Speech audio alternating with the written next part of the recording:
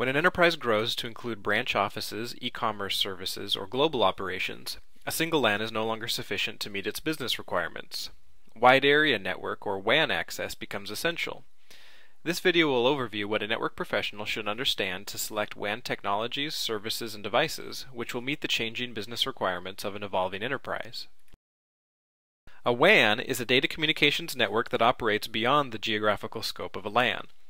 The three major characteristics of WANs are: they generally connect devices that are separated by a broader geographical area than can be served by a LAN.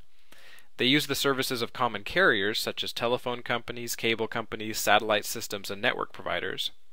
And finally, WANs use serial connections of various types to provide access to bandwidth over large geographical areas.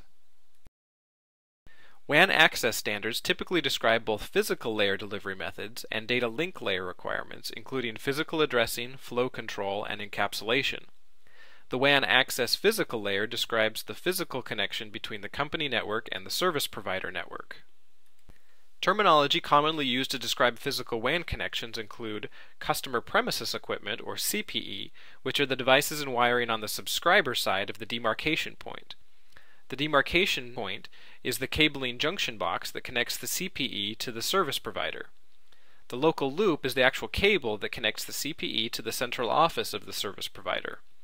The central office, or CO, is a local service provider of long-haul, all-digital fiber optic communication lines through a system of switches and other equipment. Finally, the data terminal equipment, or DTE, is customer-side equipment that puts data onto the WAN. It accomplishes this via a connection to the data circuit termination equipment, or DCE device, such as a modem, that connects the customer to the WAN cloud. Examples of WAN devices include modems, routers, access servers, channel service unit data service units, or CSU DSUs, and WAN switches. Details about each of these devices will be covered as you continue to study WAN access and technologies. In addition to physical layer devices, WANs require data link layer protocols to establish the link across the communication line from the sending to the receiving device. Data link layer protocols define how the data is encapsulated for transmission to remote sites and the mechanisms for transferring the resulting frames.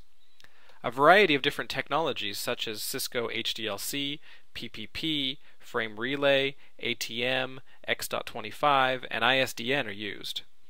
Data from the network layer is passed to the data link layer for delivery on a physical link, which is normally point-to-point on a WAN connection. Network administrators need to know the advantages and disadvantages to each option. Be aware not every option is available in every part of the world. Sometimes, as a networking professional, you will have to make the best choice for WAN access based on limited options. The data link layer builds a frame around the network layer data so that the necessary checks and controls can be applied. This is an example of an HDLC frame, but each WAN connection type uses a Layer 2 protocol to encapsulate a packet while it is crossing the WAN link. Each of the serial interfaces on the router must be configured based on the choice of WAN technology and equipment used. Many options for implementing WAN solutions are available. They differ in technology, speed, and cost. Familiarity with these technologies is an important part of network design and evaluation. WAN connections can be over private infrastructure or over public infrastructure such as the Internet.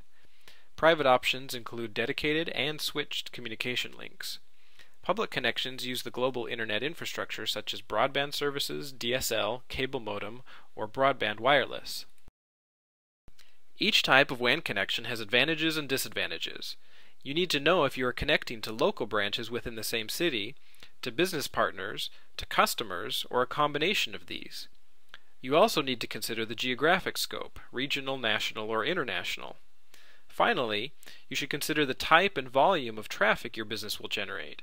For example, if your company is providing voice over IP, then your WAN technology choice will have requirements for quality of service and low latency. We cannot cover all the details in this short video, but you should develop a comprehensive understanding of these different technologies. Doing so will help you prepare to choose and implement a WAN that works for your organization. Good luck.